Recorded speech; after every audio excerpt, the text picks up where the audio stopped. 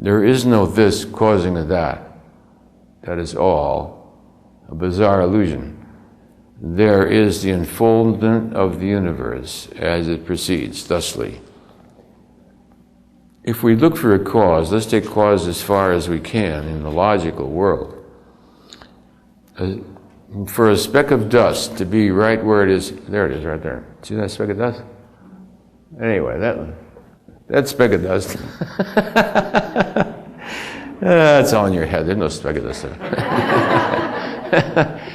For this speck of dust, what causes this piece? This takes something simple, a speck of dust. We're not talking about a whole industrial complex or the political structure of the United States or something. We're just talking about the one little lousy piece of dust.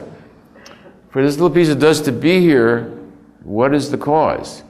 Well, the cause would, it would depend on the barometric pressure today. It would depend on the movement of the air in this room, which would depend on the temperature, which would depend on how many people are here, and the dimensions of the room would also depend. For a room to be here, there has to be a land, there has to be a state for a county to be in. There has to be a planet for that to be on. That planet is not alone in the universe. It's got to be whirling around with other universes. And for the planet to be where it is, so that this state can be where this county is, where this building is, where these air currents are, and all these people are, and this speaker here pointing his finger up in the air, that's all due to the evolution of all of preceding time, is it not?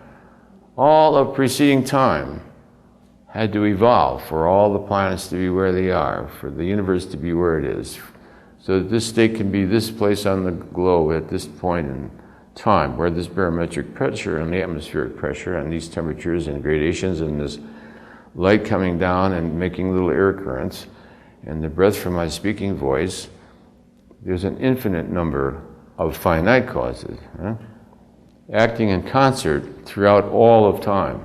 All of time has to have occurred up to the moment for this little speck. Now you go to court and tell me who you're going to sue.